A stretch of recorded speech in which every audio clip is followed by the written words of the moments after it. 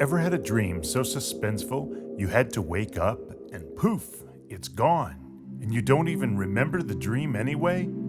Always keeps you guessing about the magical dreamland and the logic behind it, huh? Hi there, facts buffs. Welcome to the Insiders, your favorite channel for all top 10s. Today, we're going to talk about the scientific explanations and theories behind dreams.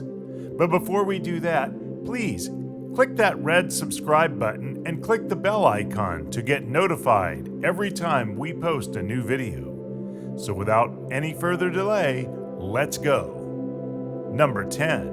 Rapid eye movement, or REM sleep, is a trigger for dreaming, but is not indicative of dreaming. All mammals have sleep cycles in which their brains pass through various stages of REM and non-REM sleep. Dreaming seems to occur most often and most intensely in REM sleep, a time when many of the brain's neuroelectrical systems have risen to peak levels of activity, as high as levels found in waking consciousness. However, dreaming occurs outside of REM sleep too. REM sleep is neither necessary nor sufficient in and of itself for dreaming. Number 9. REM helps the brain grow. The fact that REM sleep ratios are at their highest early in childhood, as newborns spend up to 80% of their sleep in REM, whereas adults usually have 20 to 25% of their sleep in REM, suggests that REM, and perhaps dreaming, have a role in neuromaturization and psychological development. Number 8. Dreaming also occurs during hypnagogic, hypnopomic, and non-REM stage 2 phases of sleep. In the transitional times when a person is falling asleep, hypnagogic, or waking up, or hypnopomic, various kinds of dream experiences can occur.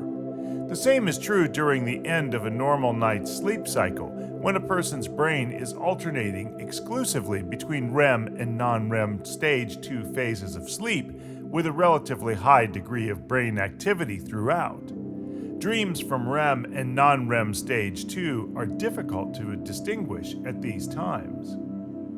Number 7. The neuroanatomical profile of REM sleep supports the experience of intense visionary imagery in dreaming. During REM sleep, when most but not all dreaming occurs, the human brain shifts into a very different mode of regional activation. Areas of the prefrontal cortex involved in focused attention and rational thought become less active, while areas in the limbic system, which is involved in emotional processing, memory, and instinctive responses, and the occipital lobe, which is involved in visual imagination, become much more active. This suggests that the human brain is not only capable of generating intense visionary experiences in dreaming, it has also been primed to do so on a regular basis. Number 6. The recurrent patterns of dream content are often consistent with people's concerns, activities, and beliefs in waking life. This is known as the continuity hypothesis, and it highlights the deep consistency of waking and dreaming modes of thought.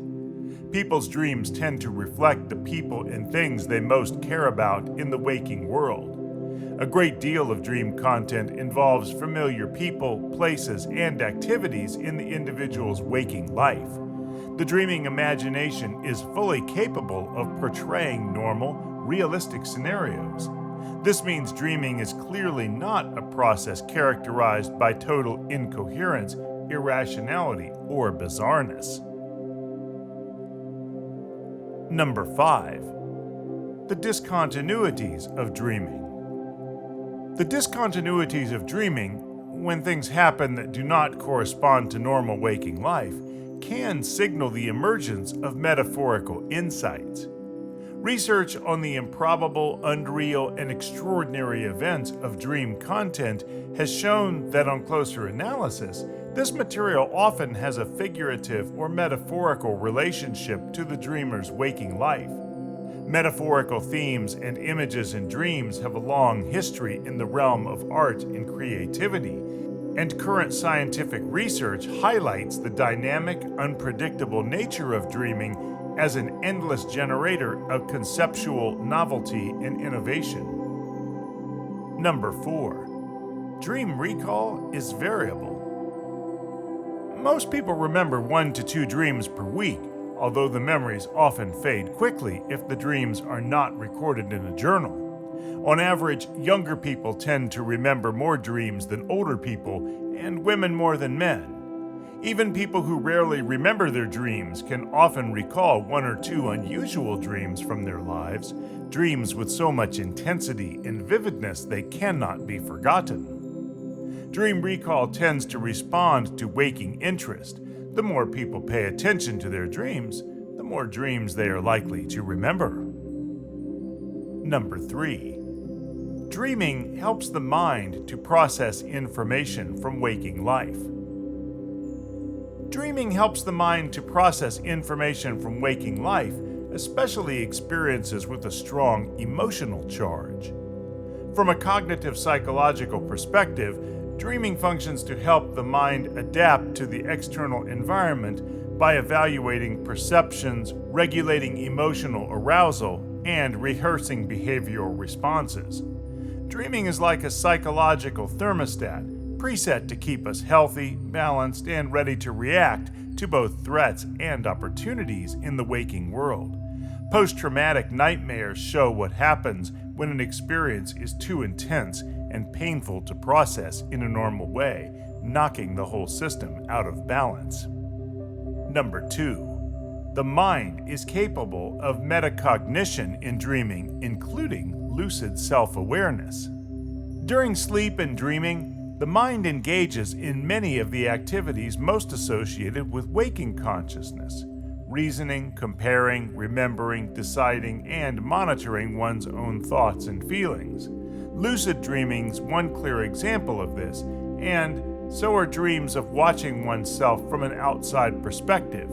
These kinds of metacognitive or thinking about thinking functions were once thought to be impossible in dreaming, but current research has proven otherwise.